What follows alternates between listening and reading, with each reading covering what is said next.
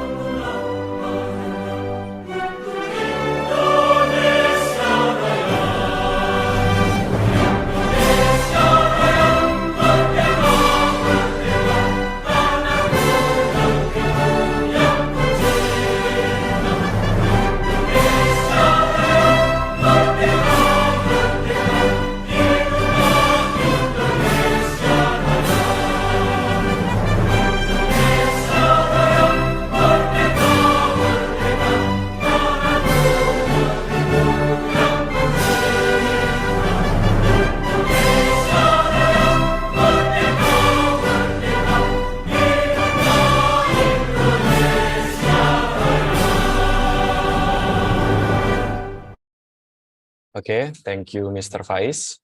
Ladies and gentlemen, first, now we will invite to the stage the most responsible person to the conduction of this scale international event. For give an opening speech for Dr. Unang Aklishan, STMCom. Dr. Unang, the time is yours.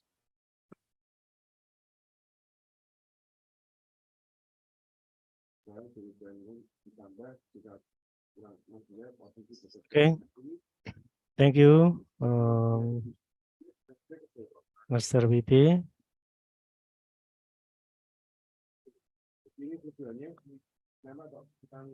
Suara saya clear ya, jelas ya. Clear, Dr. Unang. May I first take this occasion to pay tribute to all of the audience of this webinar international event with the title, The Future of Design Technology. organized by the University of Science and Computer Technology, collaborated with VI, Vernadsky, Taurida, National University, Ukraine, and Oromia State University, Ethiopia. It is a great pleasure and honor for me to deliver a welcome remark at the opening of this webinar international event. May I first take this opportunity to express my gratitude and appreciation, as well as extend a cordial welcome to all of the audience, in particular all the speakers of today's event. First of all, I would like to express my gratitude to our God and blessing and mercy that we could assembly in this webinar international event today with the topic the future of design technology. The honorable speaker guests today and all audience. I would like to say thank you very much to all speakers that you will present insightful ideas according to your field of experience in this reputation. And it's a great pleasure to welcome all of you to this webinar international. I believe this event will improve knowledge and experiences of all participants and provide significant scientific contributions. And for participants, we are so glad and welcome all of you for take a part in our webinar international event. And we are very happy to have all of you on this memorable occasions. And for this event, we will know that tourism destination in another country, and we hope this program can make a feel refreshing and feel vacation from a presentation to be delivered by our participant we have. Ladies and gentlemen, I hope through this webinar international event, we can get more information about the future of design technology. To conclude, I would like to extend my appreciation to the International Affairs Organization of STEKOM University for making this webinar international event. And finally, I wish you to enjoy the program today and for a participant to get new knowledge in the session today. Thank you very much. Okay, thank you. Back to Mr. VP. Thank you very much. Thank you very much for the conduction, Dr. Unak Akrishan, STMCom. And now we will go to main event for today for all audience. And for the next session, we will handle with our moderator today, Mr. Setio Adinugroho. For Mr. Setio Adinugroho, the time is yours. Okay, thank you, Mr. Wibi. Thank you for the audience, all of audience that already came into international webinar. Now we are discussing about the future of design technology. As we know that the technology now is very development, is a very rapid development. So for a designer, just like me, just like Mr. Wibi too, just like Mr. Eddie, we all know that artificial intelligence and the future technology, just like VR, virtual reality, and augmented reality, is now very have a rapid development and have a great future in the implementation. So this kind of technology is we have to understand it, and we have to know the effect and the implementation of this new technology. So we have three speakers right now. First is Mr. Dmitriy Novak, PhD from Department of Computer and Information Technology from Vernadsky, Taurida, National University, Ukraine. And the second one is Mr. Feyisha Gemechu from Oromia State University, Ethiopia. And the last one is Mr. Jogatama Purhita from STEKOM University, Semarang. That will presenting about the future of design technology. Okay, now we would like to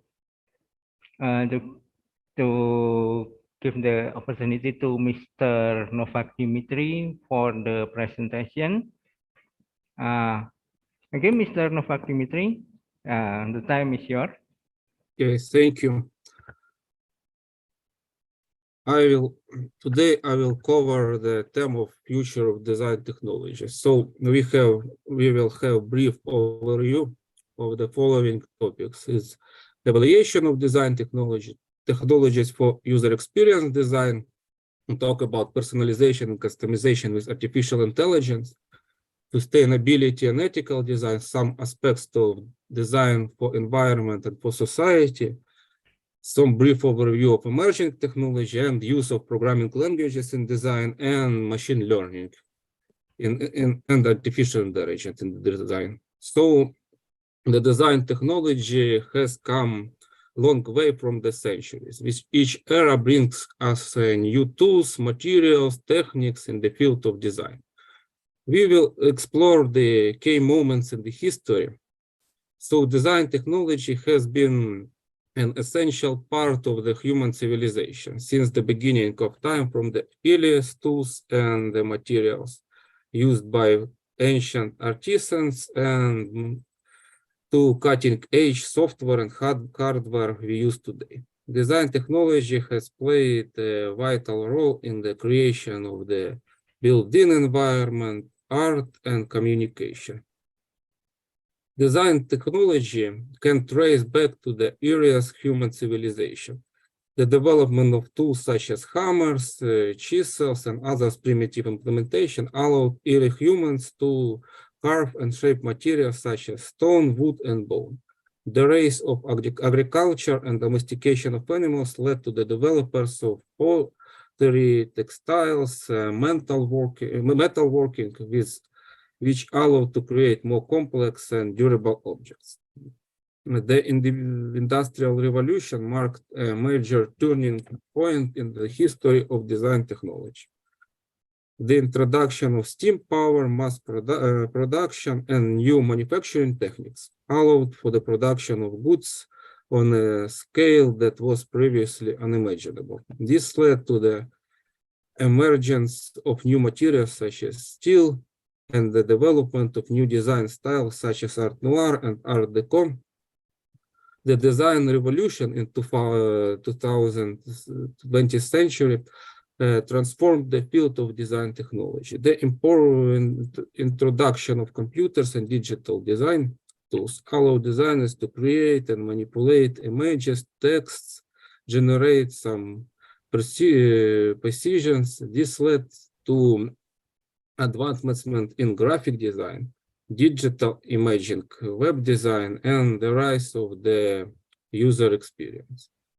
So the rise of the internet in 1990s and early 2000s brought about new design challenges and opportunities. Web designers have to adapt to constraints to slow internet connections and the wide variety of devices used to access the web. This led to development of mobile and responsible design, which allowed websites to be viewed on the range of devices with screens of different sizes. So in recent years, the design technology has continued to evolve in rapid pace. The emergence of virtual and augmented reality, machine learning, artificial intelligence has opened up new possibilities for designers. These technologies have enabled designers to create some more immersive and personalized experience and to make informative decisions based on data analysis. The future of design technology looks promising. With emerging technologies such as 3D printing, and bioengineering expected to have a significant impact on this field. This technology will allow to design to create more complex and sustainable products and buildings, and to explore new possibilities of fields, for example, such as biodesign. Design technology has evolved significantly over the centuries, from the earliest tools and materials used by ancient artisans to software and hardware we use today. For designers, it is important to stay current with the latest trends and technologies in this field, to adapt them to your use. By staying curious and open-minded to creative positive changes, we can leverage the power of the design. So next we will talk about techniques of user experience design. User experience design is an essential aspect of modern product design, ensuring that products and services are intuitive, easy to use, and meet the needs of the users. We will explore the key techniques used by user experience designers, including research, prototyping, and testing. So user experience design is the process of designing products and services that are easy to use and meet the needs of users. User experience designers use a range of techniques to understand user needs, create prototypes, and test designs to ensure they meet user requirements. And so user research is a critical aspect of the user experience design. It's allowing designers to gain insights into your user behaviors, needs, and preferences. User research can take many forms, including surveys, interviews, focus groups, observations, and so on. By conducting user research, designers can understand the motivations and goals of users, identify pain points and opportunities, and gain insights into how users interact with products and services. Prototyping is the process of creating a working model of a design to test and refine its functionality and usability. Prototyping can take many forms, from simple paper sketches to high fidelity design mockups. Prototyping allows designers to experiment with different design options, test usability, receive feedback from users before investing significant resources in the development. Testing is also the process for evaluating the design through users' feedback and data analysis. Testing can take many forms, including usability testing, A/B testing, user acceptance testing, and so on. Testing allows designers to identify and address issues with a design, validate assumption, and ensure that designs meets user requirements. There are several techniques for user experience designers can use to create effective designs that meet users' needs. They include conducting user research to gain insights into users' needs and behaviors, creating some users' personas to represent different users groups and their needs, creating user journeys to map out the steps users take when interacting with a product or service, developing wireframes and prototypes to test and refine design options, conducting some usability testing to identify issues with the design and gather users' feedback, and using data analysis to inform design decisions and measure the success of the design. User experience design is a complex process that requires designers to balance the needs of users, the goals of organization, and constraints of technology and resources. So common challenges in user experience design include designing for diverse user base with different needs and preferences, balancing the demands of stakeholders with users' needs, and designing best practices, keeping up with emerging technology and trends in user experience design, and communicating design decisions and the value of user experience design to non-design design stakeholders. User design is critical aspect of modern product design, ensuring that the products and services meet the needs of users and are easy to use. So user research, prototyping, and testing are key techniques used by user experience designers to create efficient designs that meet user requirements. By staying up to date with emerging trends and techniques and balancing the needs of users with the goals of organization, user experience designers can create products and services and deliver superior user experience meets to the business objectives. So next we talk about personalization and customization and artificial intelligence. Personalization and customization is essential aspect of modern product and service design, ensuring that users receive tailored experience that meet their specific needs and preferences. So personalization and customization are increasingly important. Artificial intelligence is playing an increasingly important role in enabling personalization and customization at scale, leveraging data and machine learning algorithms to deliver personalized experience to millions of users. As you can see on this slide is the images that were created using Midjourney artificial intelligence project. It's maybe an art in the age of artificial intelligence. So before we divide deeper into artificial intelligence powered personalization and customization, it's important to understand differences between those two. Personalization refers to a process of tailoring and experience based on data about individual users, such as their browsing history or purchase behaviors. Customization, on the other hand, involves allowing users to customize their own experience, such as by selecting preferences or choosing from different options. Artificial intelligence powered personalization involved using machine learning algorithms to analyze user data and create personalized experience. This can take many forms, from personalized product recommendation to customized content and advertising. By analyzing user data, artificial intelligence can identify patterns and preferences, allowing it to create personalized experiences that are tailored to individual users. Artificial intelligence-powered customization involves using machine learning algorithms to create personal experience. This can involve users to customize their own experience by analyzing user data and performances preferences. Artificial intelligence can suggest options that are most likely to meet users' needs and requirements.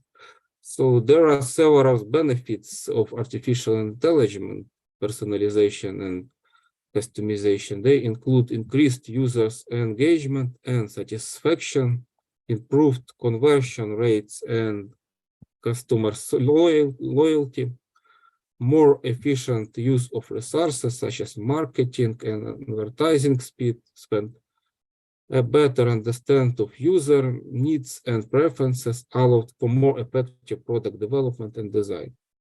While artificial intelligence, personalization, and customization offer significant benefits, several challenges must be considered, including some privacy concerns around the collection and use of user data.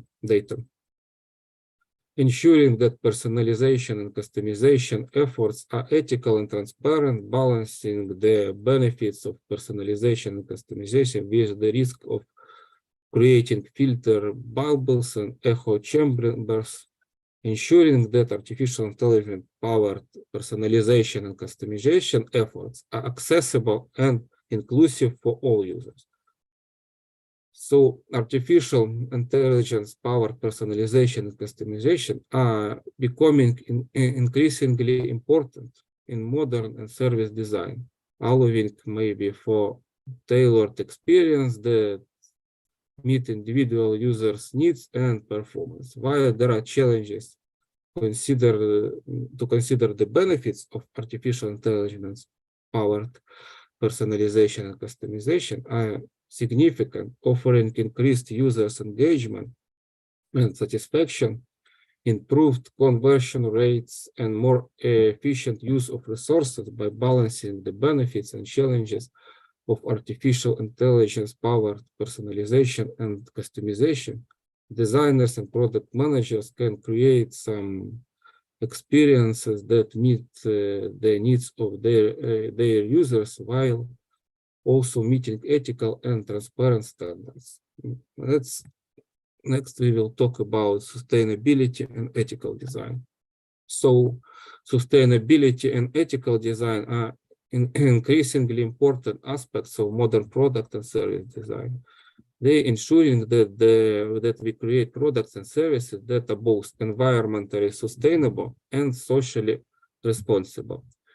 We will explore the role of sustainability and ethical design and how we can incorporate. So sustainability and ethical design are critical aspects of modern design, with customers and stakeholders expecting companies to take responsibility for the social and environmental impacts of their products and services. Sustainable and ethical design can help companies to reduce their environmental footprints, ensure the responsible use of natural resources, and create products and services that are socially responsible and ethical.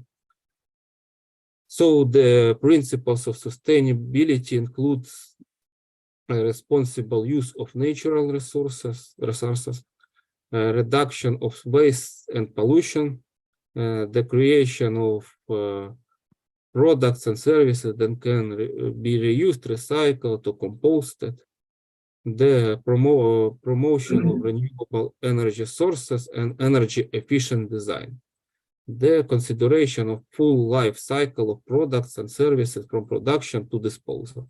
So the principles of ethics in design include the creation of products and services that do not harm individuals or communities, the consideration of the social and cultural impacts of products and services, the promotion of social justice and equity, respect for human rights and dignity, the protection of privacy and data security.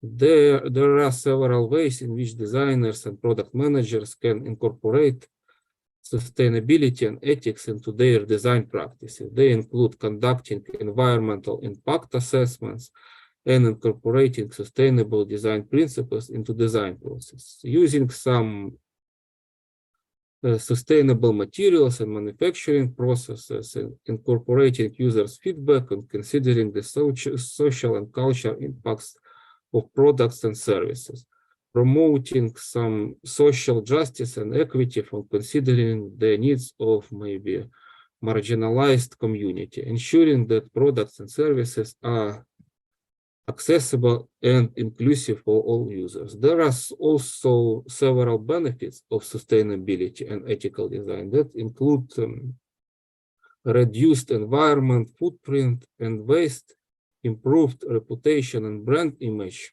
increased customer loyalty and engagement, improved social responsibility, and ethical practices. Also, there are several challenges that we must be considered. They include balancing sustainability and ethics with profitability and business goals, ensuring that sustainability and ethical efforts are transparent and measurable, balancing the needs of different stakeholders, including customers, shareholders, and employees, ensuring that sustainability and ethical efforts are scalable and can be implemented across the organization. So sustainability and ethical design are critical aspects of modern product and service design. It's ensure that we create products and services that are environmentally sustainable and socially responsible. So by incorporating sustainability and ethical principles into design of products by balancing the benefits and challenges of sustainability and ethical design. Designers and product managers can create some products and services that meet needs of their users, while also being socially responsible and environmentally sustainable. Next, we will cover design of the environment. So design of for the environment, also known as eco-design, is an approach to product design that consider the environmental impact of products and services through their entire life cycle. Eco-design takes into account the environmental impacts of materials, manufacturing processes, product use, and end-of-line disposal. We will explore the principles of eco-design now. Life cycle assessment, or LCA, is a method for evaluation the environmental impact of products and services through its entire life cycle. So LCA typically involves 4 stages: goals and scope definition. It's defining the goals and scopes for LCA and the functional units that will be evaluated. Inventory analysis, collecting data on materials, energy, and emissions associated with the product or service through its life cycle. Impact assessment, assessing the environmental impacts of the product or service, including resource depletion, climate changes, and human health impact. And interpretation, interpreting the results of the LCA and using them to inform design decisions. There are also the principles of eco-design, include responsible use of natural resources, reduction of waste and pollution, creation of products and services that can be reusable, recyclable, and composed, and the promotion of renewable energy, and the consideration of full life cycle of products and services. There are also several ways to implement eco-design principles. Choosing materials and manufacture process that are environmentally sustainable, minimize waste and pollution during manufacturing, create products and services that can be energy efficient, designing for disassembly the recycling at the end of the production line, and incorporate users' feedback. So the benefits of the eco-design is the reduced environmental impact on products and services, improved reputation, branding, increased customer loyalty, engagement, and compliance with environment regulation. There are also some challenges with balancing environmental consideration with profitability, business goals, some ensuring eco-design efforts also transparent, balancing the needs of stakeholders, including stakeholders and employees, and ensuring that eco-design efforts are scalable. So eco-design and life cycle assessments are also critical aspects of modern products and service design, and they can ensure that we create products and services that are environmentally sustainable. So by balancing the benefits and challenges of eco-design, designers and products managers can create products and services that meet the needs of their users while being environmentally sustainable. Okay, next we will cover the topics about inclusive design of society and cover inclusivity and accessibility. So design for society is an approach to product design and considers the social impact of products and services. Inclusivity and accessibility are critical aspects of this approach. Inclusivity refers to practice of designing products and services that are accessible to a wide range of users, including those with disabilities, the elderly, and those who with different cultural backgrounds. Accessibility refers to practice of designing products and services that are accessible to users with disabilities. So the principles of inclusive design include understanding the needs and ability of all users, recognizing diversity and designing for a range of needs, providing choice and flexibility in design solutions, ensuring that design solutions are easy to use and understanding, and creating products and services that are usable and accessible for everyone. The principles of accessibility include providing alternative means of access to information and content, creating clear and conscious information about of understanding of products and easy of use, ensuring that the products and services are operable with assistive technology, making products and services perceivable to all users, ensuring that products and services are robust and compatible with a wide range of techniques. There are several ways to implement inclusive design and accessibility principles in the products. So they include conducting users research and testing to understand the needs and ability for all users, incorporating accessibility features into products and service design, providing some alternative means of access to information and content, such as closed captions and audio descriptions, ensuring that products and services are operable with assistive technologies such as screen readers and alternative input devices, designing for a range of needs and providing choice and flexibility in design solutions.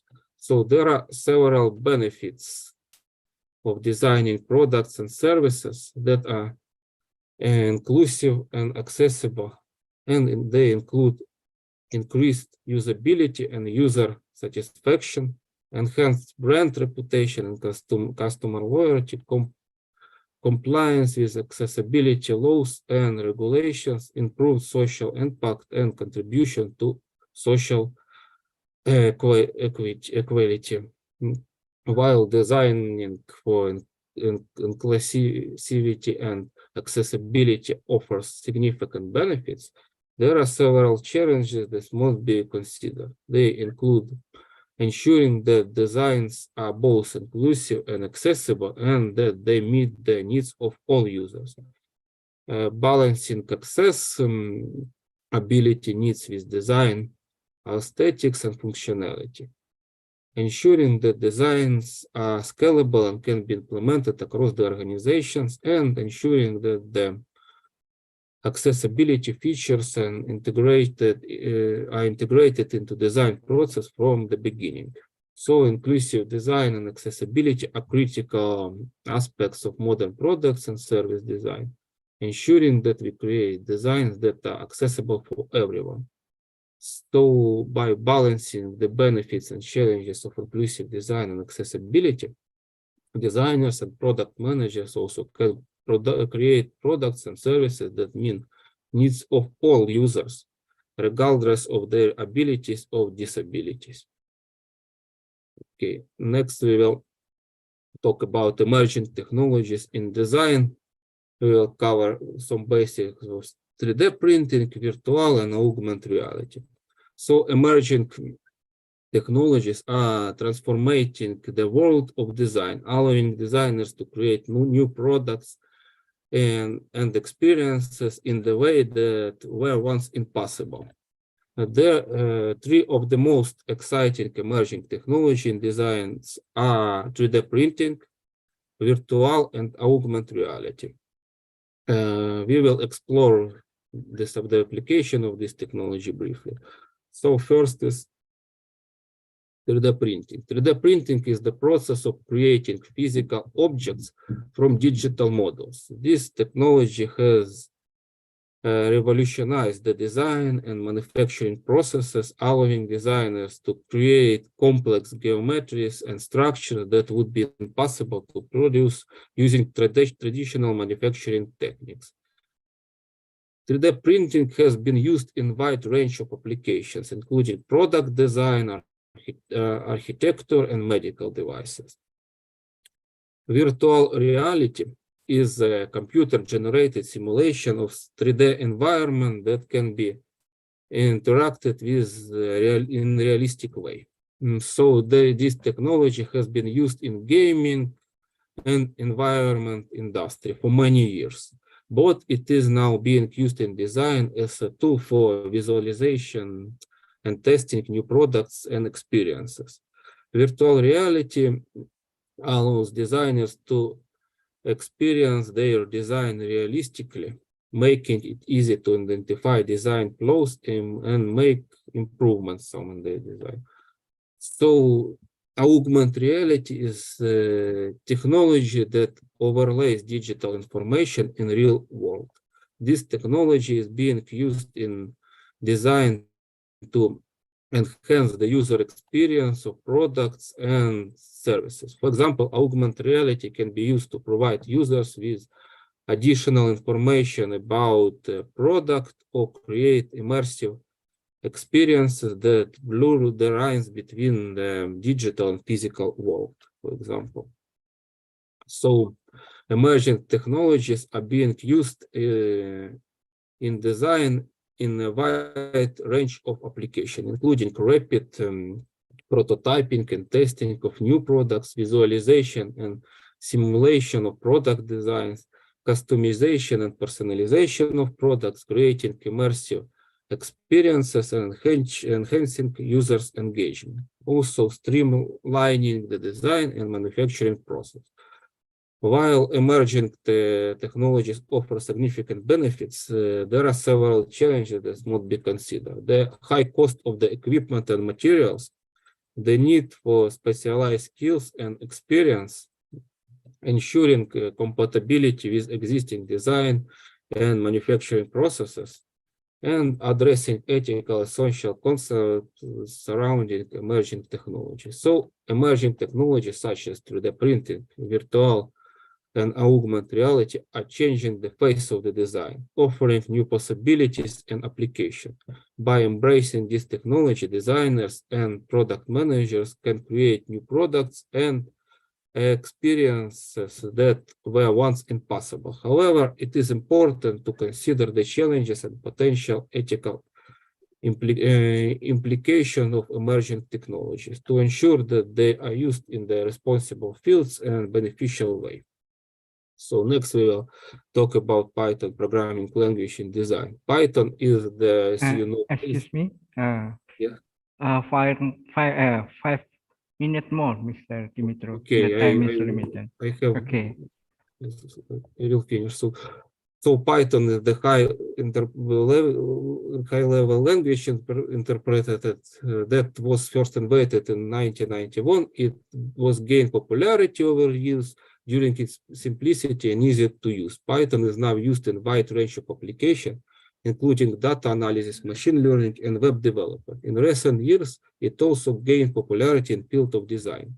So Python has many application fields of design, including automation of repetitive tasks. Python can be used to automate repetitive tasks such as file management, data extraction, and formatting. Generative design, Python can be used to create generative designs that are based on algorithms and mathematical functions. Also can be used in data visualization. Python can be used to create some visualization of complex data sets, allowing designers to analyze and interpret data more intuitively. And in web design, Python can be used in web design to create dynamic and interactive websites. So Python also has several disadvantages. Easy of use. Python is simple and easy to learn programming languages. Advantages, sorry. So everyone can learn it very fast.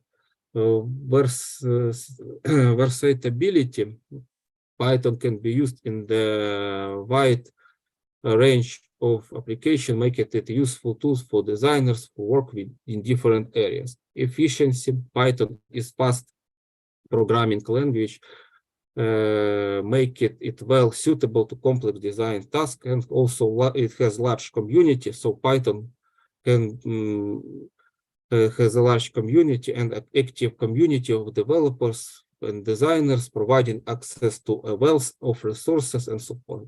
Also, Python has many advantages, but there are some limitations that must be considered. Limited 3D application. So Python is not well suitable for complex 3D tasks as it has no libraries for it. Learning curve, Python, of course, is easy to learn, but it still requires some time and efforts and compatibility issues. Python may not be compatible with all designs, software, and tools. So Python is a useful programming language for designers who want to automate repetitive tasks and create generative design, visualize complex data, or develop dynamic websites. Okay, next we will cover machine learning and artificial intelligence. So machine learning and artificial intelligence are two close relative fields that are concerned with building systems that can learn from data and make decisions based on data.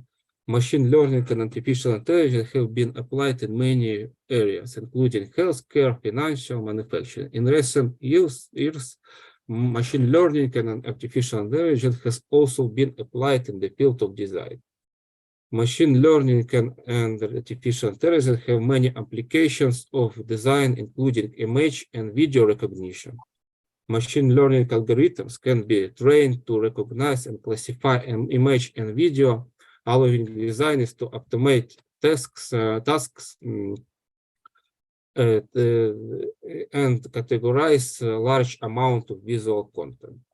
So there are generative design, artificial intelligence algorithms can be used to create some generative designs that are based on user preferences and constraints, allowing designers to explore a wide range of design options. Personalization, machine learning algorithms can be used to personalize designs based on user data, for example, and predictive modeling. Machine learning algorithms can be used to predict future trends and behaviors based on historical data, allowing designers to make more informed design decisions. Okay, so machine learning and artificial intelligence have several advantages when it comes to design. They include efficiency. Machine learning and artificial intelligence can automate repetitive tasks, performing some complex data analysis. Personalization. Machine learning and artificial intelligence can create more personalized design. Innovative. Machine learning and artificial intelligence can generate new innovative design ideas, for example, and predictive models. Machine learning and artificial intelligence can predict future trends and behaviors. Also, there are some limitations. Database machine learning and algorithms can be based if data used to train them. So also lack of creativity. Machine learning and artificial intelligence are good at generating design based on existing data. And lack of transparency. Machine learning and artificial intelligence algorithm can be difficult to interpret and explain. Also cost. Implementing machine learning and artificial development and design can be expensive and require much skills. So machine learning and artificial intelligence are transforming the field of design by enabling designers to automate some repetitive tasks, analyze complex data, and create more personalized and effective design. By understanding the application and limitation of machine learning and artificial intelligence, designers can make informed decisions about when and how to use this technology to enhance their design. So, and I want to conclude by summary. The features of the design technology is rapidly evolving and constantly changing, with innovative and breakthrough emerging at a rapid pace. So we learn about some basic of 3D printing and virtual augmented reality, delved into techniques of user experience design, such as user research, prototyping, and testing, discuss some roles of artificial intelligence and personalization and communication design. Also turn to the topic of sustainability and ethical design, which is now becoming increasingly important in modern world. Also, we looked at how design can be used to promote inclusivity and accessibility in society, making sure that everyone can use products and services in it. We explore the latest emerging technologies in design. It's 3D printing, virtual and augmented reality, and how they can be used in the design. And we concluded by exploring the role of artificial intelligence and machine learning in design and how this technology are changing the way to approach the design. So the future of design technology is exciting and full of opportunities. By understanding and leveraging the latest advantages in design technology, designers can create more innovative and sustainable and inclusive designs that can transform the way we live and interact with the world around us. Thank you very much. Okay, thank you very much, Mr. Dmitry Novak. It's a very complete and interesting information from Mr. Dmitry. In this presentation, we can conclude that there is a lot of technology in the design, in the modern design, and all design has to be sustainable. It's very important to be sustainable, to have responsibility in the side of ethic and other, and we have to also think about the eco design. So the design have to be follow the latest technology that think about environment too, and also the accessibility. The accessibility design is very important too. So all the design can get access to the design. Okay, maybe for the question and answer, will be after all the speaker presentation. Please wait until the presentation finish. Okay, thank you for Mr. Dmitry.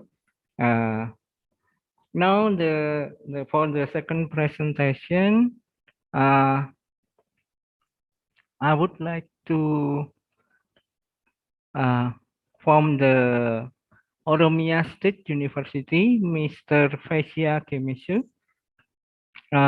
Is it already here? Mr. Feyisha Gemechu from Oromia State University, Ethiopia.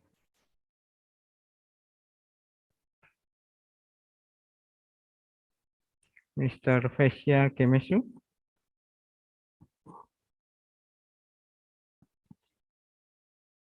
Mr. Feyisha, I guess Mr. Feyisha is still not connected to the Zoom. Maybe we can go to the third presentation, the third presenter first. Mr. Edi, are you ready, Mr. Edi? Mr. Edi Jogatama? Okay, I'm ready. Okay, you need to share my slide presentation, Mr. Okay. I will share the presentation.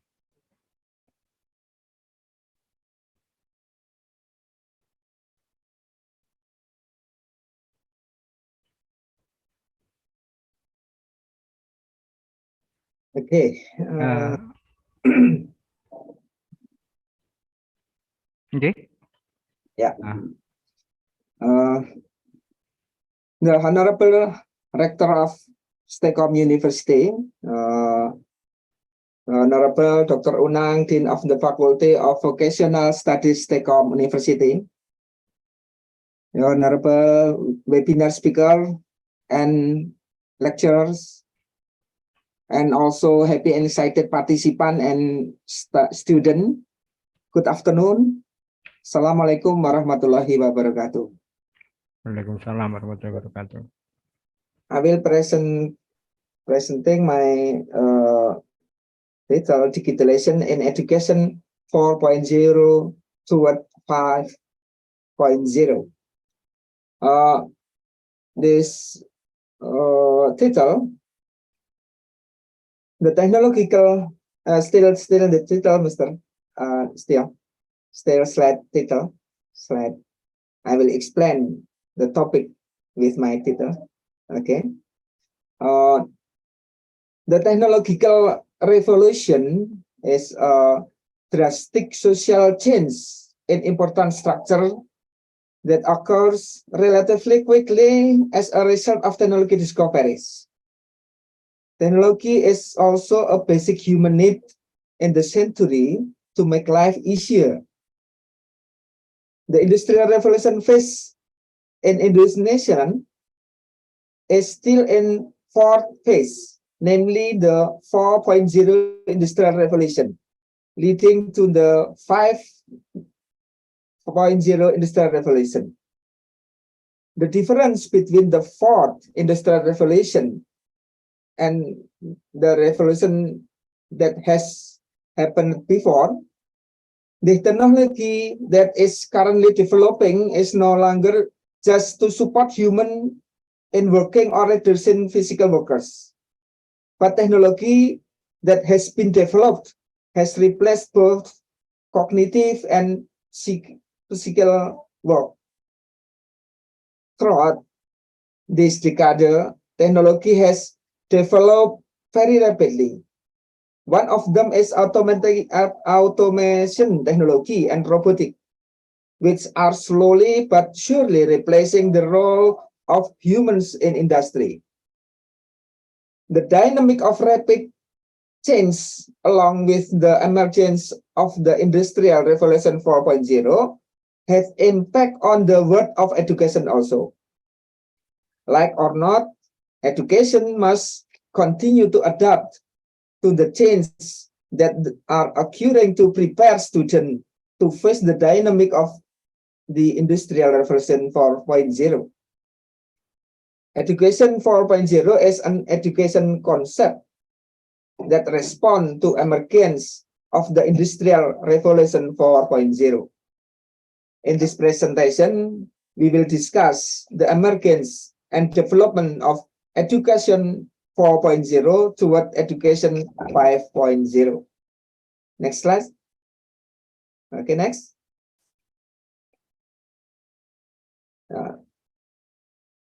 Yesterday, student relation with information challenge, how to get information. The teacher is the main source of information. The teacher's effort to cram information into his student, if it is not controlled, will be wasted. Next. Or like that. Cram information, it's not controlled, will be wasted. Next. Now, today, source of information available on the internet with unlimited sources. Meanwhile, not all available information is capable of having a positive or necessary impact on students. Then it takes how to filter the information to ensure that students get useful information. In the case, of course, digital information literacy skills are needed. Okay, next.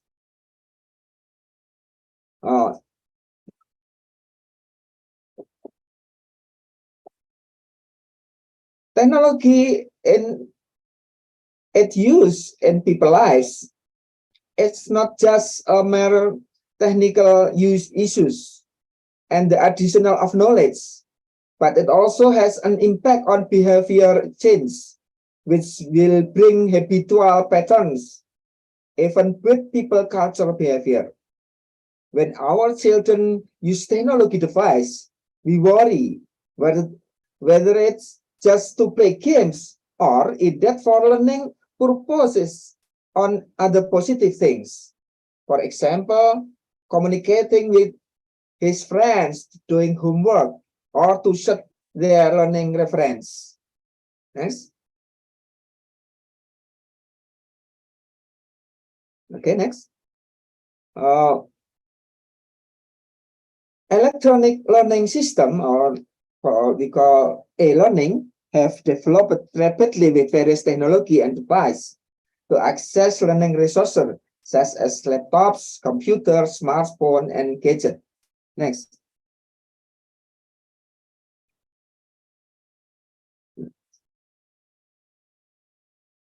Now we see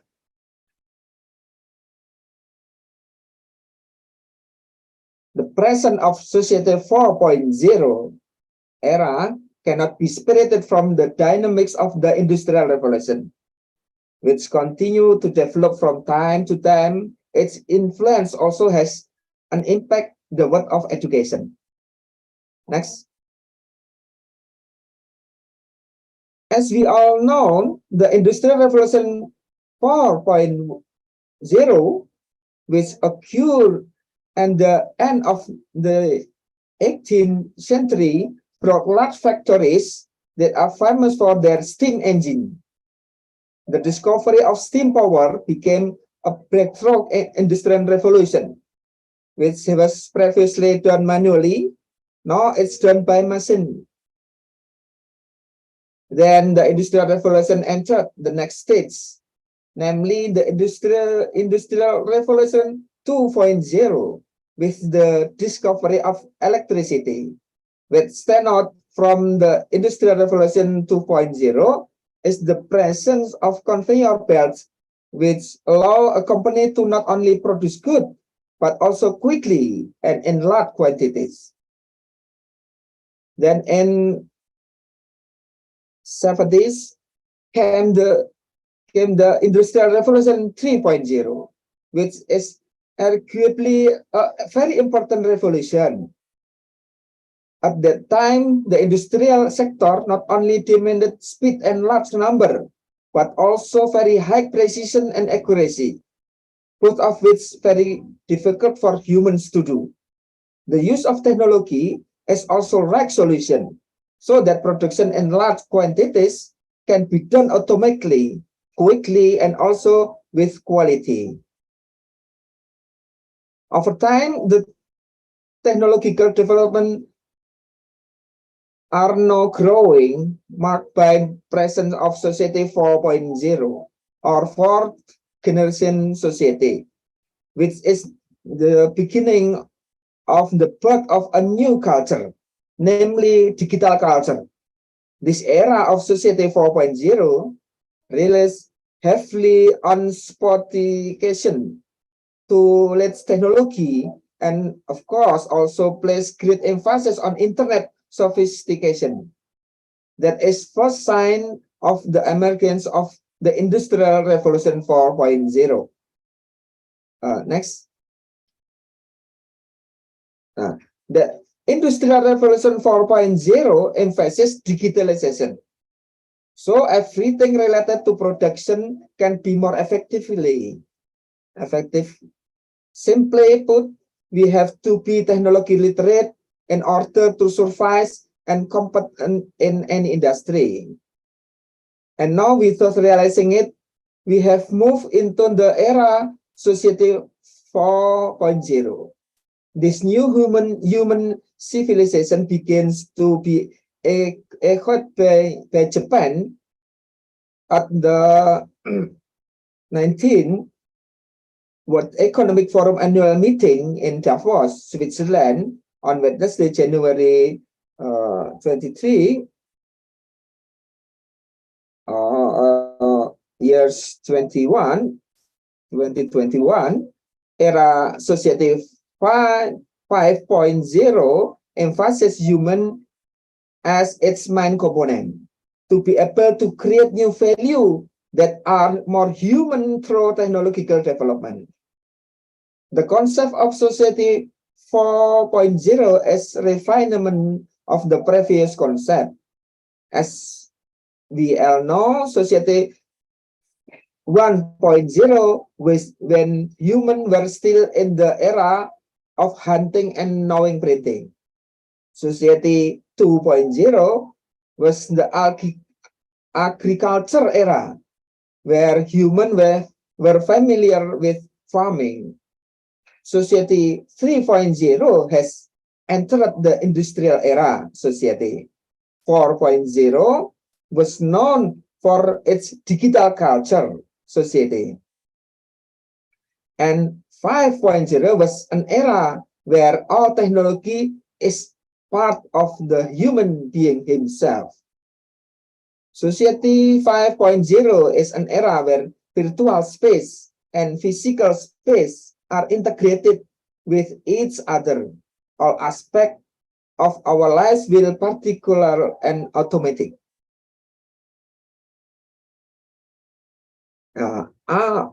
The question, are we ready to enter the Society 5.0 era? Yeah. Next.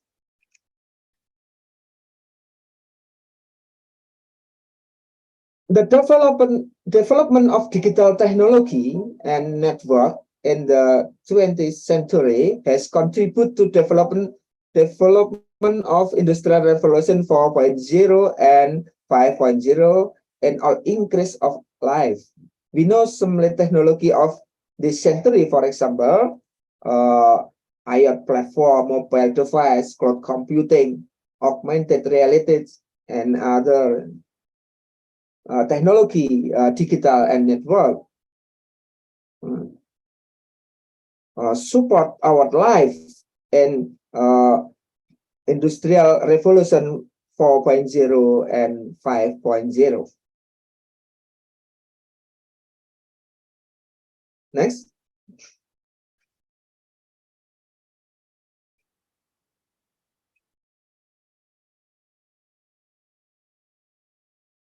And Education 4.0 relates education as a ubiquitous where people, things, and machines are connected to produce personalized learning.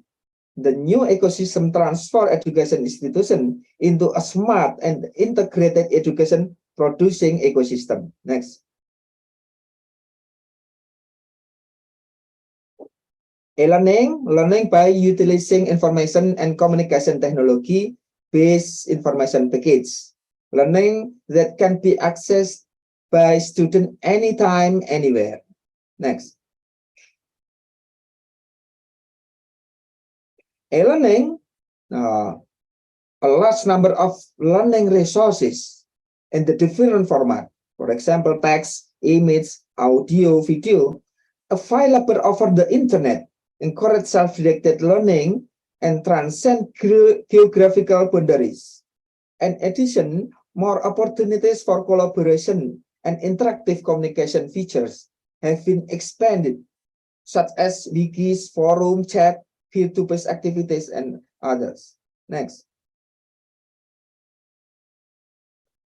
Understanding e-learning as an information system that can integrate various kinds of teaching material via video, audio, and text multimedia, delivered via email, live chat, session, online discussion, forum, quiz, and assignment.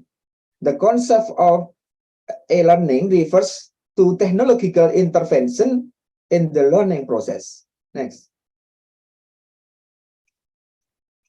But we cannot eliminate traditional classroom. So in Indonesia, we can use blended model, e-learning and blended model, combine traditional with chalk and board. Yeah? As long rule the classroom will not be eliminated, less emphasis, but we can use interactive digital content and more emphasis on demand learning and more interactively. Next.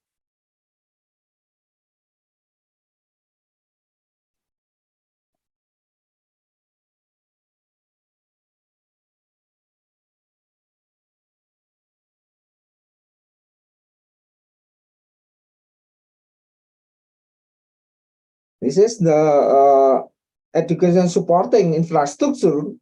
Education supporting infrastructure has only adapted to the demand of the latest need of the Industrial Revolution 4.0. Include several elements like orientation curriculum, skill in digital era, learning and teaching method. We can use blended learning or online, synchronous or asynchronous, learning short resource, digital literation, data literation, technology literation, human literation, or infrastructure physical technology. We must prepare to adapt it revolution 4.0 and education 4.0. Next.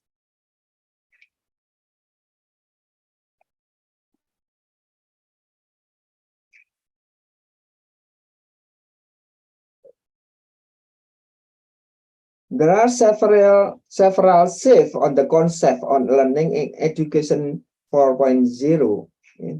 We can see in the in paradigm shift.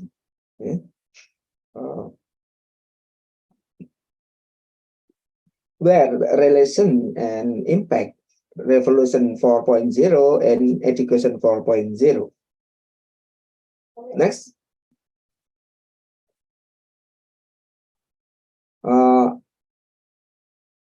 We can build smart campus, smart school, with technological, digital and networking technology, with technology, artificial intelligence, digital classroom, gamification, smart technology, virtual classroom. So we have key of learning in education 4.0. Learning is personalized. Learning is competency-based. Learning happens anytime, anywhere. Learning experience. Student take over ownership. Next. So we can explain.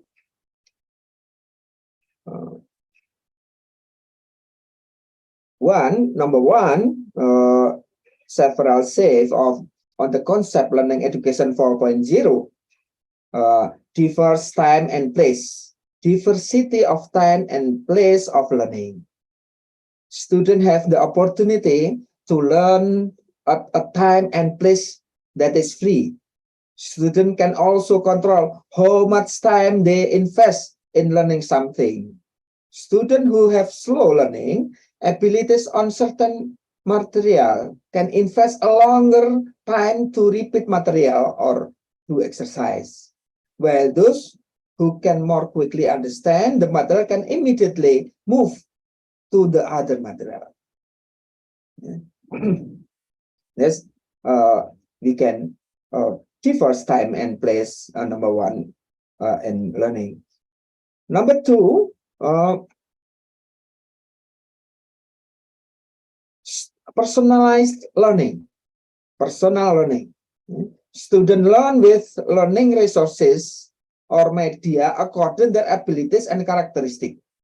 Students with above average abilities can learn deeper on difficult material with complex assignments, while students whose abilities are below average can have the opportunity to practice continuously until the desired level of mastery is obtained. Students have their own way of learning. In this individual learning process, students will try to find ways to be able to master or understand the material they want by using various kind aids to understand. The individual learning process will provide positive enforcement to students, even though sometimes there are various obstacles during the process being undertaken. Students will be more confident on their own ability after successfully going through the process. Number 3, free choice. To reach a certain destination, we can take various routes. This is the same as its side personal learning experience. Students are free to determine of modifying their learning process by using resources or tools according to the character of each student. Number 4, project-based learning. And observe in the phenomenon of the Industrial Revolution 4.0, person jobs or career will continue to change according to industrial, economic, and technological development. In the future, change will be continue to occur. Students who are currently studying must be able to adapt quickly to their future jobs. Number 5, field experience. Technology can facilitate more effective and efficient mastery of domain knowledge for using using e-learning technology. Before Mr. 5. Okay, yeah, field experience. Yeah. Thus, the presentation of theory through face-to-face does not need much to be done. On the other hand, it provides a space that can facilitate and development skill that require interaction with other humans. School or educational institution provide greater opportunities for students to acquire real skill that can be relevant to student future jobs. Therefore, the curriculum needs to be designed to provide space for students to do internship, mentoring project, or collaborative project. Number 6, data interpretation. Data interpretation. One of the literacy needed now and in the future is data literacy. Computers can perform data analysis and describe trends for data to predict future conditions. Mathematical ability to perform calculation and analysis may not be so important because the computer can do it. However, what is more important is the interpretation that people make of the result of data analysis. The development of data literacy will be an indispensable component of the learning curriculum in the future. Number 7, change to the examination system, assessment.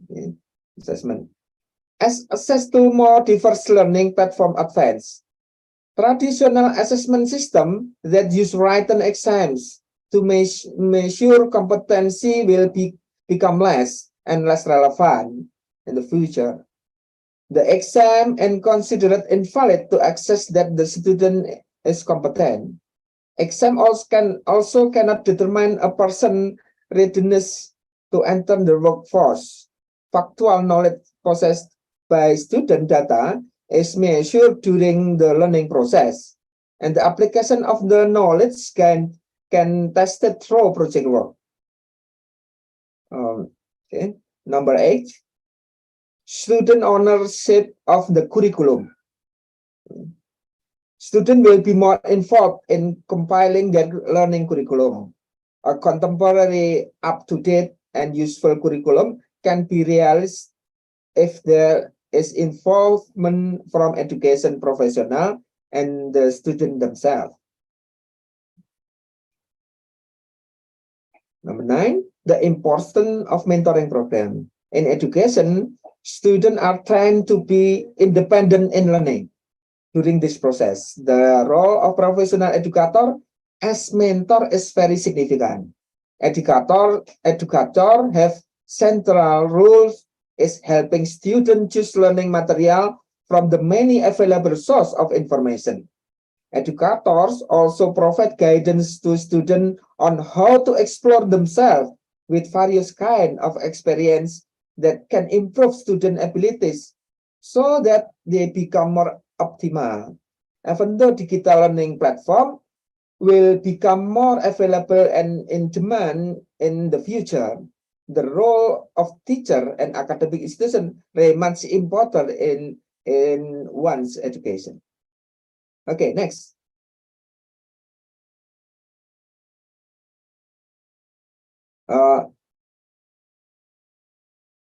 So to develop an industrial 4.0, not only we need hardware and software only, a technological physics, but we must build a learning technology ecosystem.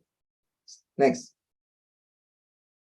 The concept of a learning ecosystem refers to the concept of biological metaphor that was chosen explicitly to emphasize the themes of adaptation and evolution, key feature required of the emerging field of learning technology, especially in the context of developing country where innovative approaches are demanded to meet a complex set of demands and challenges. The educational process develops constantly like a living organism.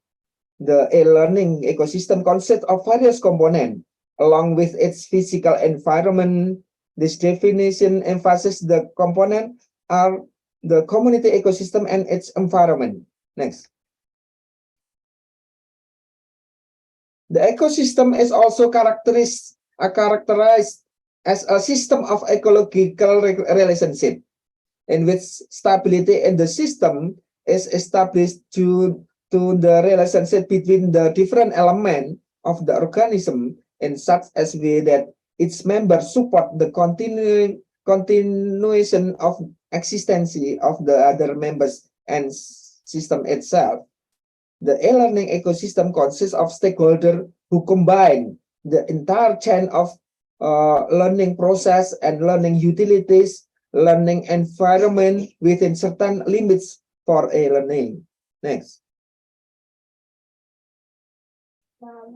Ecosystem learning component. One, learning community. Learners together with other stakeholders such as lecturer, tutor, content providers, pedagogical expert, and information technology, IT, and management. Number two, learning utilities and technology such as LMS. Yeah. Number three, ecosystem condition such as cultural and sociological, industrial influence and demand or government policy. Yeah. Okay. Next. The learning ecosystem is all the component needed to implement an e-learning solution, including providers, consultant, infrastructure. However, it does not only prioritize component, but how to build relationship between component in an ecosystem. Next. Education era 4.0. Education in the era Society 5.0, which allows students to engage the learning activities side by side with technology advances. Education 5.0 is education in the era of super smart society for children accompanied by high technology. The most important thing in that era is to produce students who are able to work and are able to build civilization 5.0 without losing the sense of humanity that is them. Learning with meaningful human thoughts, because educational is our soul or feeling, combining human life with technology. Okay, I think my presentation is finished. Next we can discuss. Thank you. Thank you for the great presentation from Mr. Edi Jogatama. I guess this is about the education implementation acquisition in the civilization 5.0. Okay, we still wait from Oromia University. Okay, I will stop the share screen.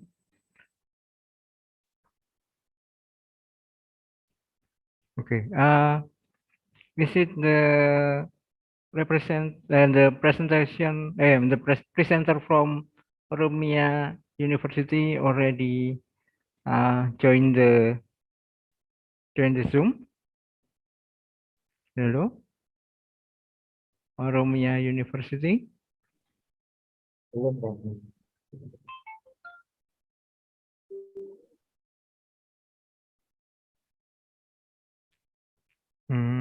Okay. Maybe we can with the the international still contact.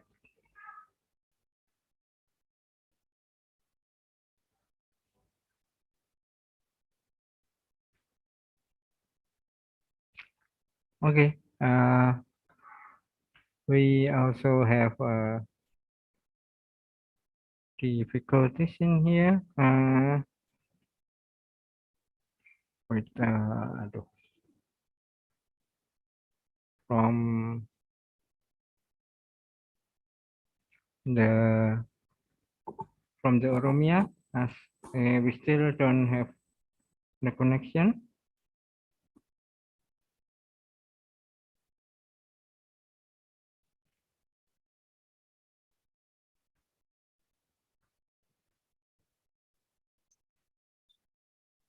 Oromia University.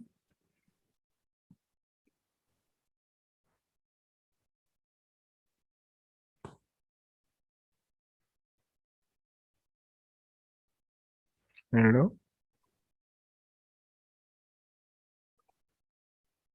Okay. Yes. Maybe we can start to quick question and answer session. Also, we have difficulties in the connection with Mr.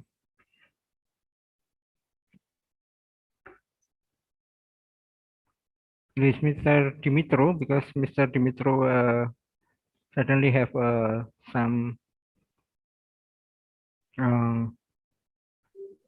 Mr. Dmitry have some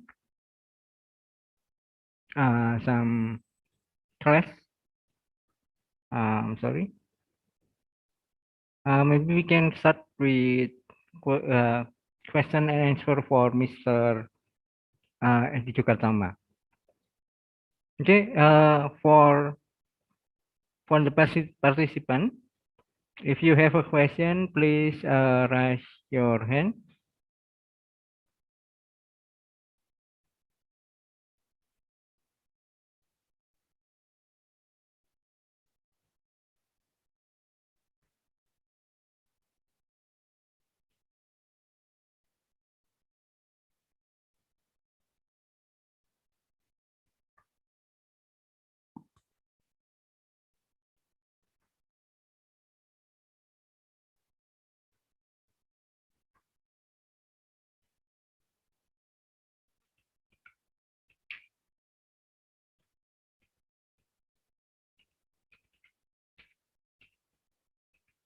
Okay. Is there any question?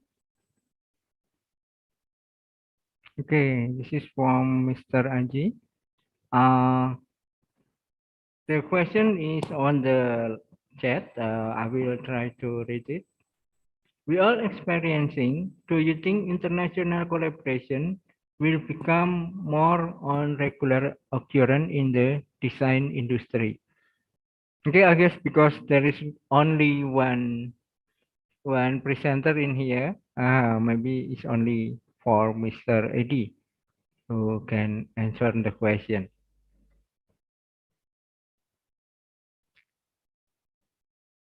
Pardon me, Mr. Adi. From Ukraine, Mr. Yeah, we can see in the room chat, in the live chat, Mr.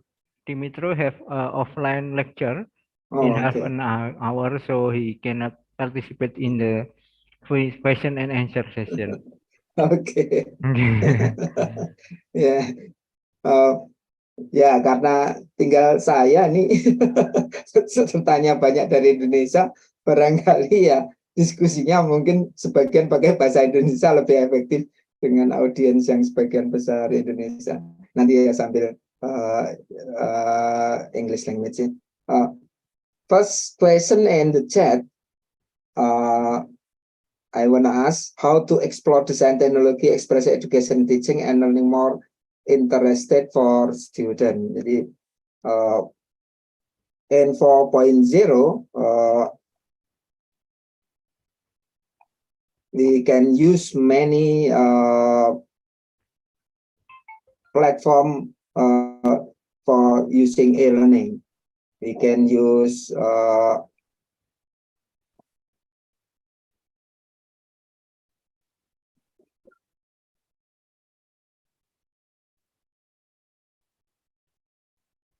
smart and integrated education producing ecosystem learning. So the student more interactively, they can see multimedia learning, but all component of educational, for example, infrastructure, to access the multimedia technology, we can add it in our laboratorium or our class, or the student can using their gadget, for example, laptop or smartphone, to can access the multimedia content. They can access many data literation from around the world in internet. So like I explained and before, that's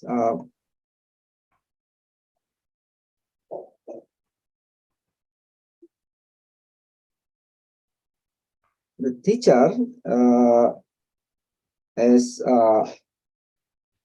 trainer and student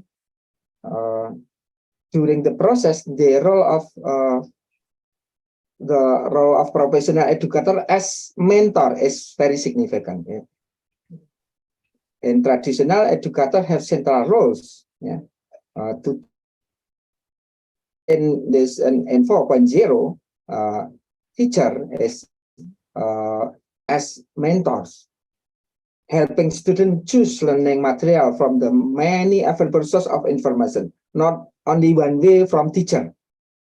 So educator also provide guidance to students on how to explore themselves with various kind of experiences that can improve student abilities, so that the student become more optimal. Yeah. They have ownership of the curriculum. Student will be more involved to compiling their learning of curriculum, so they can update.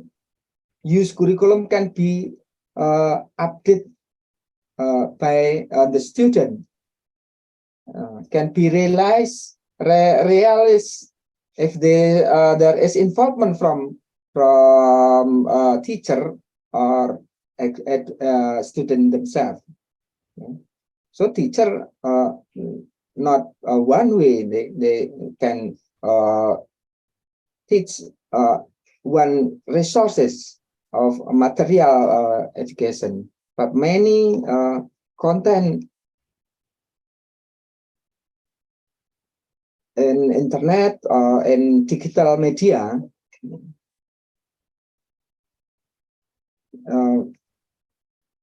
Student also can data interpretation abilities.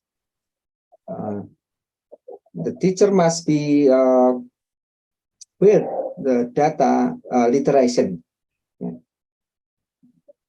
One of the literacy needed now is the future is data literacy. The computer can perform data analysis and describe trend from data and predict to future condition. So mathematical ability to can perform calculation and analysis. Computer can do it. There are more interpretation people make the result of the data analysis. Also, project-based learning, I think, project-based learning. And phenomena industrial 4.0, jadi pekerjaan itu akan dijalani sesuai dengan perubahan industri, perkembangan ekonomi ataupun teknologi. Jadi person job career will continue change according the industrial, economic and technological developments. Makanya penting untuk project based learning. Jadi student can fast to able to adapted quickly to their future jobs with project based learning. In 4.0 also free choice, student bisa mencapai tujuan pembelajaran yang tertentu, semacam student can take various route, dapat mencapai cara belajarnya sendiri dengan kebebasannya dia memilih.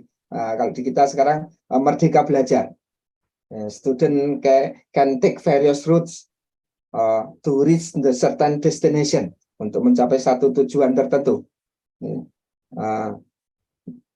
This is the same as its child's personal learning experience, seperti anak kecil yang sedang belajar, dia asik dengan belajarnya pilihannya sendiri.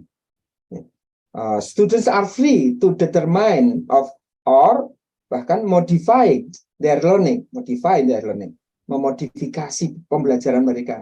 Dalam sistem belajar merdeka semacam itu namanya.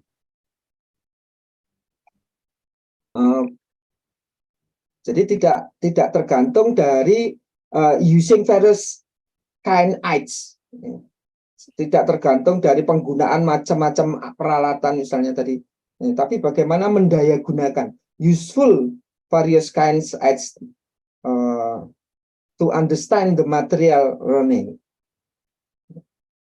So important digital literacy information, digital information literacy, kemampuan untuk menganalisa informasi, mendayagunakannya untuk kepentingan yang bermanfaat bagi kebutuhannya. Itu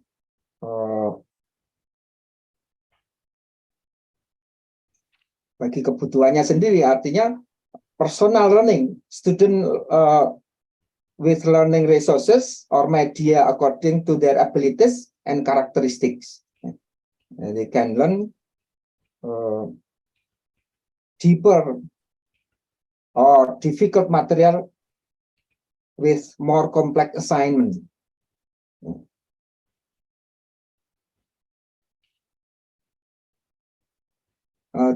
I think I can answer that. Okay, thank you, Mr. Ardi. And there is another question from the audience, Mr. Sam.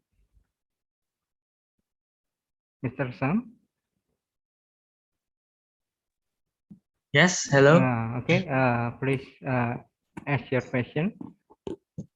Okay, thank you so much, Mr. Ardi, for the opportunity to give me this chance to ask directly. My name is Sam and I'm from STEKOM University, and this is my question for Sir Edi Jogatama.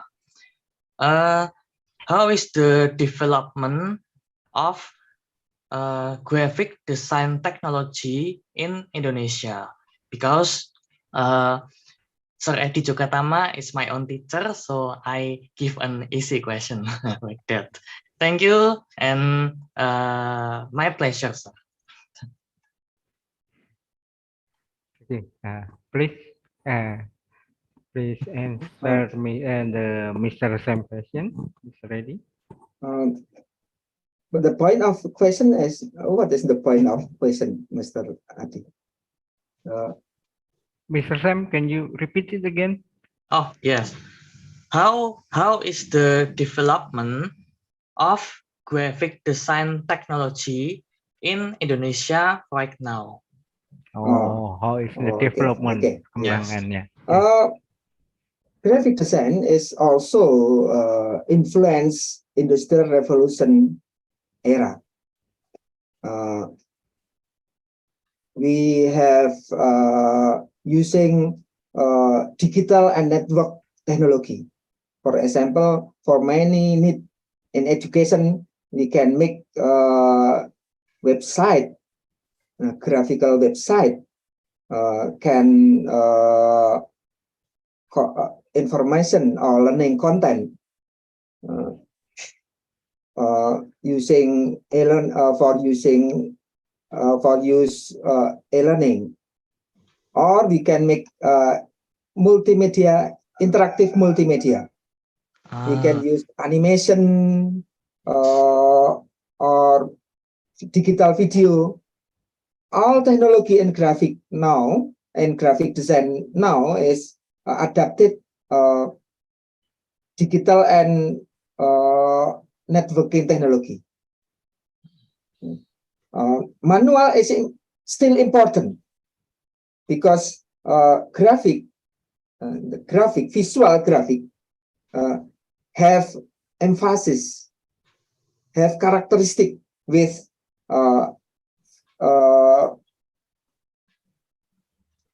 feel, with feel touch. Jadi not only mechanical technical with printer or with computer calculating. We need express designer. Designer can express their feeling experience. So they can make the graphic design more emphasis or more unique, not same with other graphic design product. Poster, for example, for poster, we can see poster is more like fine art, not only mechanical drawing. So involve of feeling the audience. They can imagine information. They can imagine the message. Not only mechanical transform information to same as audience interpretation. No, they can imagine. But in design, we are applied art.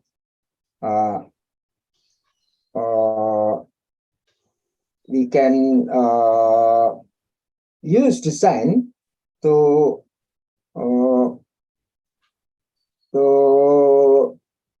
increase function and many likeness. For example, education or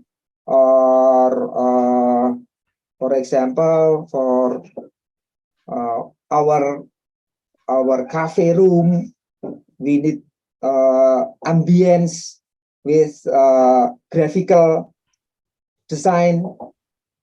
Not only we eat food, but we can enjoy the ambience of cafe. Not only stomachs need, but feel and imagination need. Yeah. I Okay. see. Okay, thank you, Sir Reddy. One last question, maybe. Okay. Okay. Please. One last question for me, Mr. Eddy. Do you think is it important to have skills in graphic design in the industry era 4.0 now, and why? Thank you.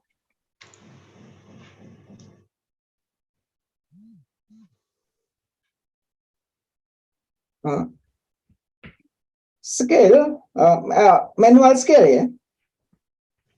Do you mean personal scale or manual scale? Lebih ke more to digital skills like Oh, that. digital scale. Yes. Yes. Digital scale is very important in industrial 4.0 or 5.0. If you don't have digital scale, you can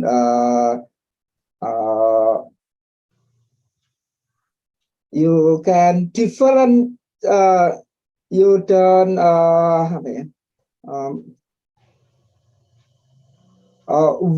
winning the competition with competitors, because digital skill is main competency in industrial 4.0.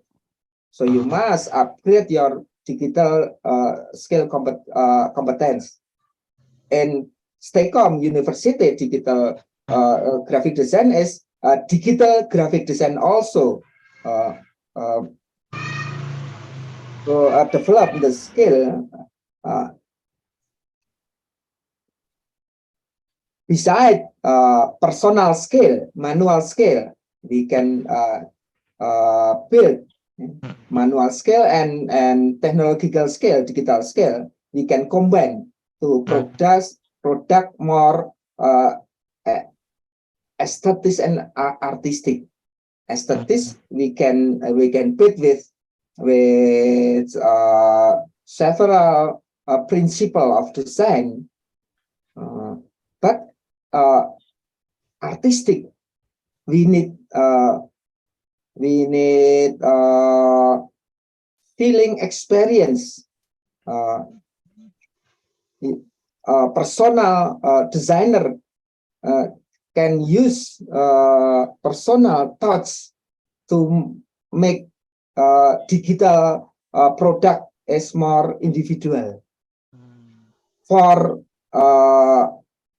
example, custom product. For example, someone need a handphone with custom design, so we can personal experience thoughts in the concept of design of that handphone. Not only technical or more aesthetic only, but artistic is important. And other exotism is can use to relate that product and other experience. For example, cultural or ethnic or social, cultural and ethnic can adopt to make design is become good design with idea from ethnical, social idea, social cultural concept in the design. So not only technological ability, but also in ecosystem technology, we can consider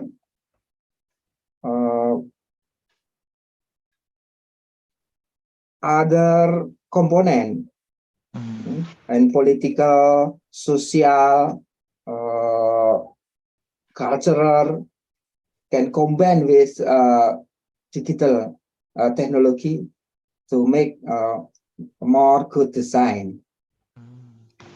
So that will be balanced, yeah, if we can combine manual skills and digital skills, yeah. Yes, we can combine to side perspective technological or human perspective. Then in graphic design or social perspective. Audience is more people can interpret it, but design is applied art, so there are many function to make design useful in life. Mr. Eddie, Yeah. there's Okay. another question. Okay, thank you, Sir From- Eddie. Have a nice day, Sir Eddie. Thank you Okay, for the thank you, answer. Mr. Sam. There's Yeah, another thank you, question thank you. from Mr. Eddie Erwan. Okay, please ask your question. Okay. Thank you so much. Thank you so much. Assalamualaikum warahmatullahi wabarakatuh. Waalaikumsalam. Waalaikumsalam warahmatullahi wabarakatuh. How are you today, Pak Eddie? Yeah, How are you today? fine, thank you. Alhamdulillah. You look so great today. I wanted to ask you something about, we talk about the technology, we talk about industry, is it right? Yes, Yeah, we are talk about industry 4.0, 4.0. 4.0, yeah. So what do you think if in Indonesia here, we know that technology is one of the applications of knowledge, is that right? For achieving practical goals in a reproducible way. And technology itself for Indonesian people here, more of the Indonesian people here do not understand about the technology. For example, at the Kalimantan, at the Papua. So what do you think? Maybe you have some idea to make something different for the other side of Indonesian people there to make a 4.0 technology can influence their life. This is my question, just my question. Like that. Okay. Yes. Thank you so much, Pak Eddie. Yeah.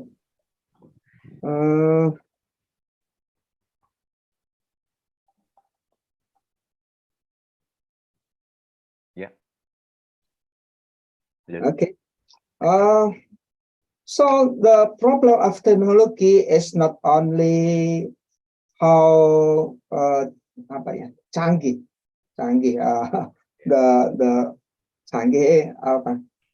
itu canggihnya teknologi. Jadi persoalannya tidak dalam hal seberapa canggihnya. Okay. Tapi bagaimana teknologi can build the ecosystem technology with various complexity of component. For example, human resources. In city, we have high education, and they can adapt it more fast. There, in Kalimantan and Papua, but ecosystem can grow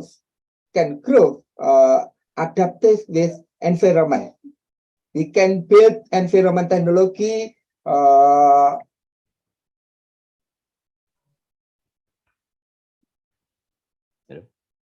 comparable with the capability of human resources. Capability. Okay. Capability of human resources comparable. And high, we cannot force high technology for example, Papua, but we can educate it before they can use the technology. But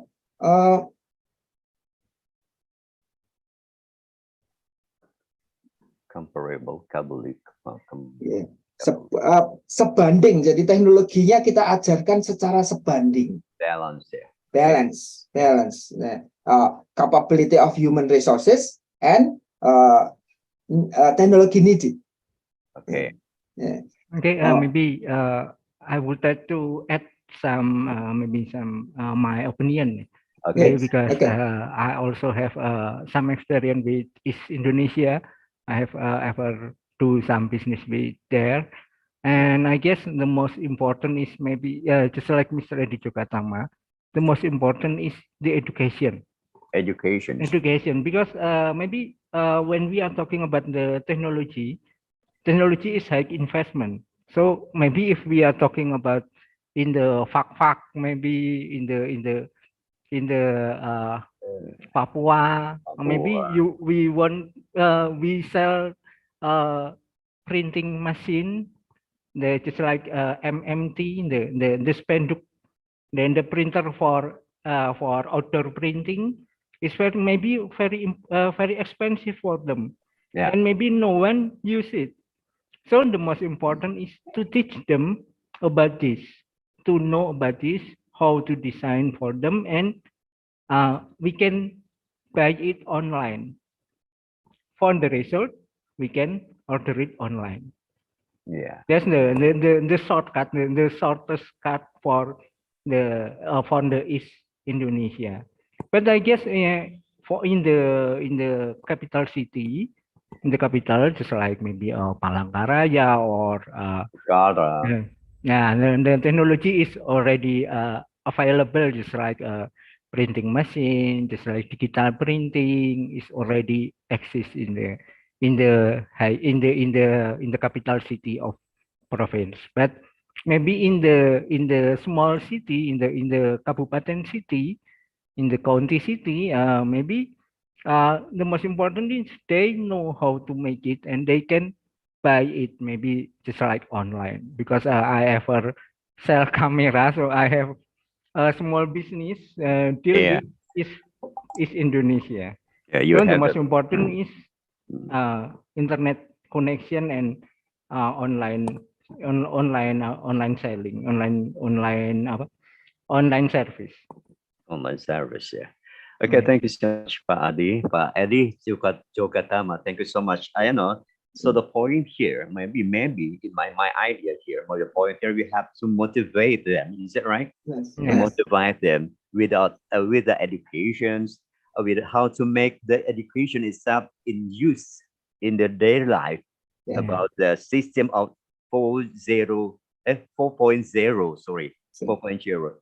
Because we talk about internet, because we talk about the system, because we talk about the cyber security, a big data platform of digital and everything. So I'm so happy today because I know Pak Edi, I knew Pak Adi. Thank you so much. I love you. Thank you so much. Okay. Thank you. Mr. Edi Erwan, Yeah. we cannot spare it of in piece of component. Yeah. We must create ecosystem. That's ecosystem that not only hardware, software, brandware. Yeah. Only environment ecosystem. Yeah. Infrastructure. Okay.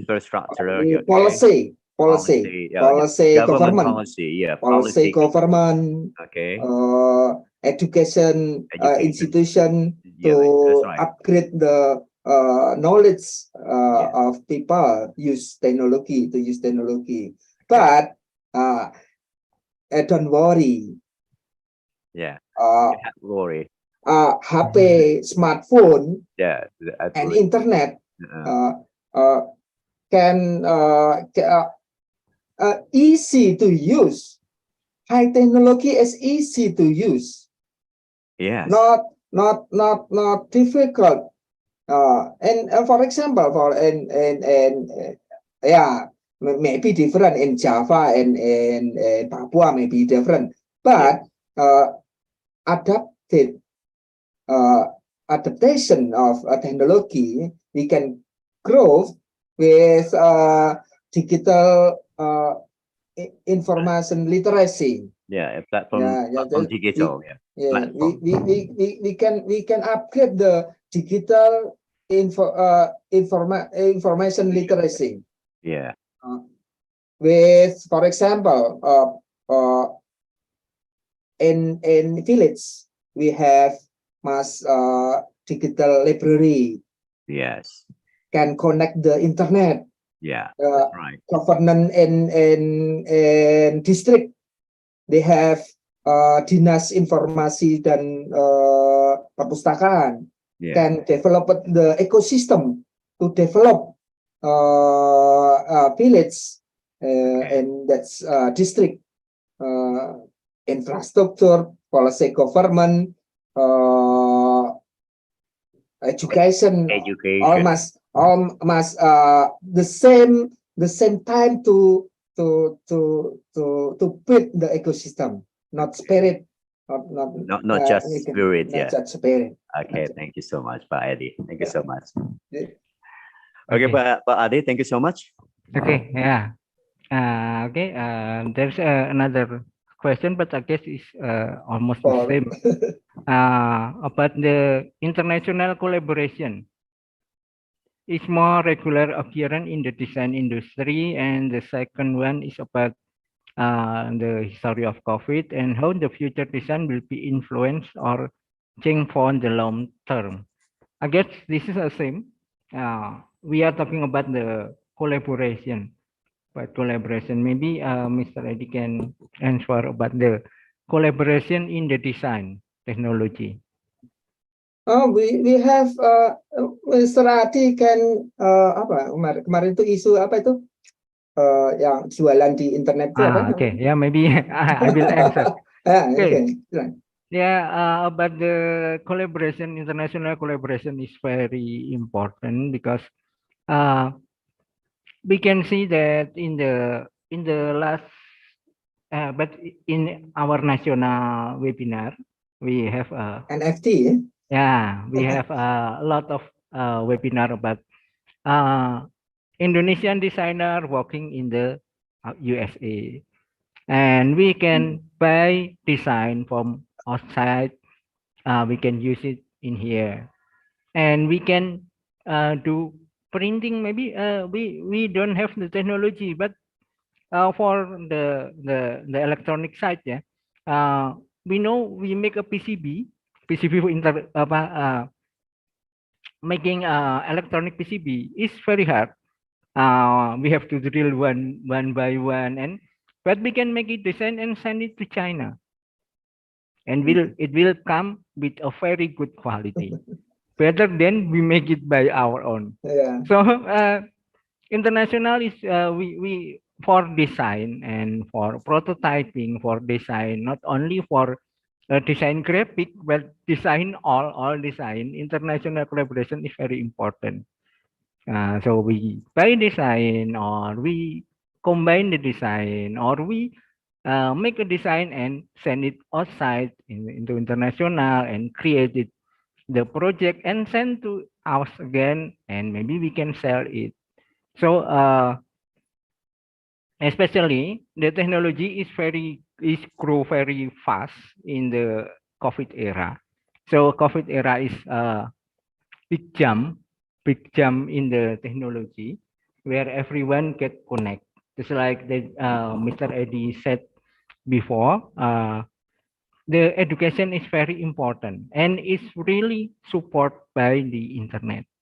And like I said that I have experience with is Indonesia.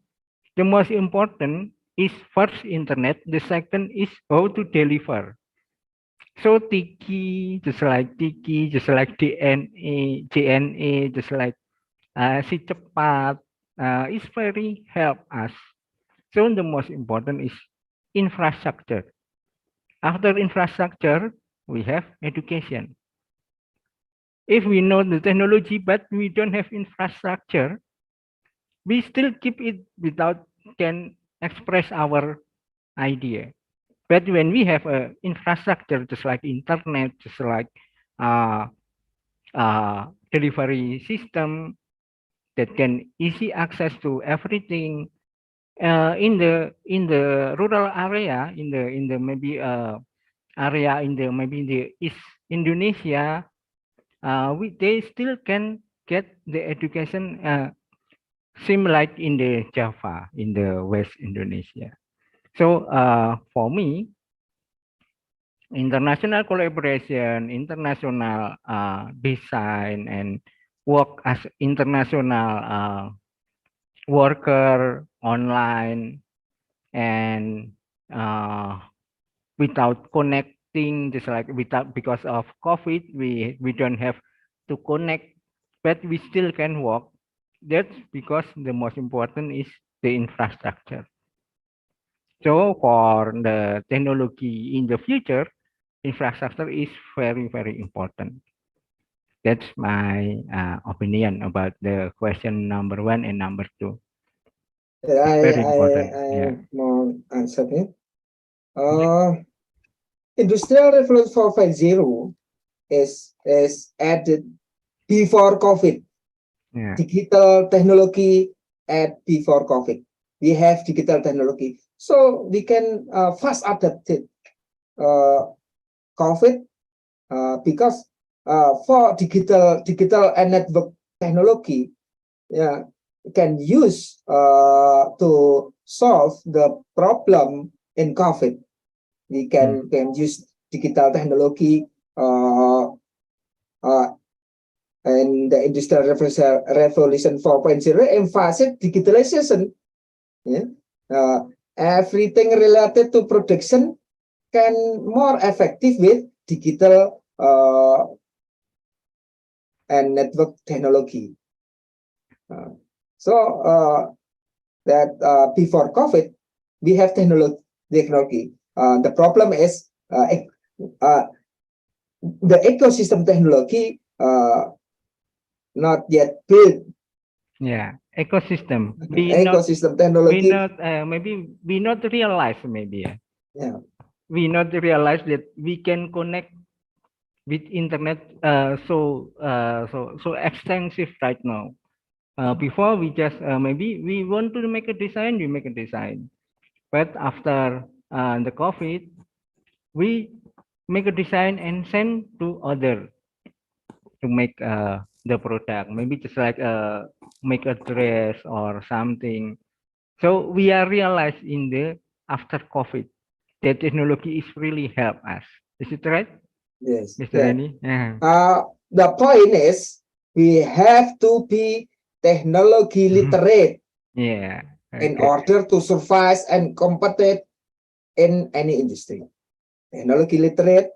Jadi kita melek teknologi ini harus memang dikuasai di era sekarang. Okay, I guess there's no question anymore. So thank you for Mr. Jogatama and maybe for Mr. Novak, but Mr. Novak is already left the webinar. So I guess it's time for the closing. So I return to Mr. Wibi. Mr. Wibi, the time is yours. Yes. Thank you.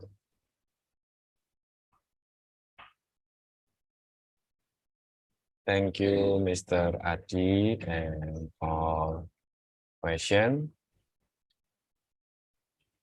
Thank you for participant for all question. So we know nothing else asking again, and I will go to the next session. And this is time for take a picture. And for everyone, please open your camera. We will take a picture for documentation.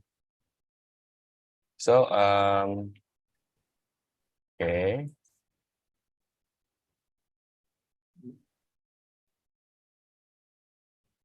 Okay. I want to take a picture. 1, 2, and 3.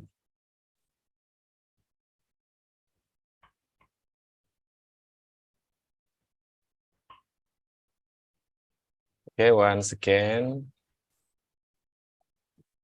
1, 2, and 3.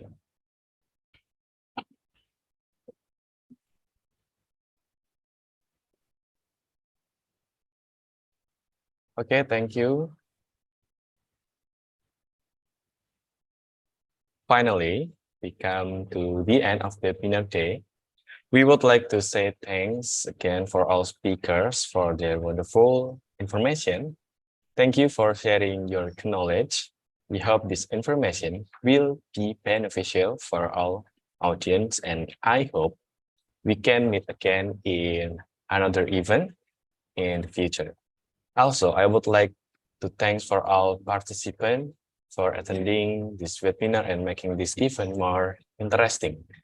At last, we hope to have more collaboration in the future. The webinar for today and here, we hope to see you soon. Thank you. Yeah, bye. Thank you, Mr. Adi, Mhm. Mr. Edi, Thank you all. Adi. Thank you, Novita, Mr. Pak Wibi, Wibi, Mas Mr. Faiz, dan semua Edi, partisipan and izin live. the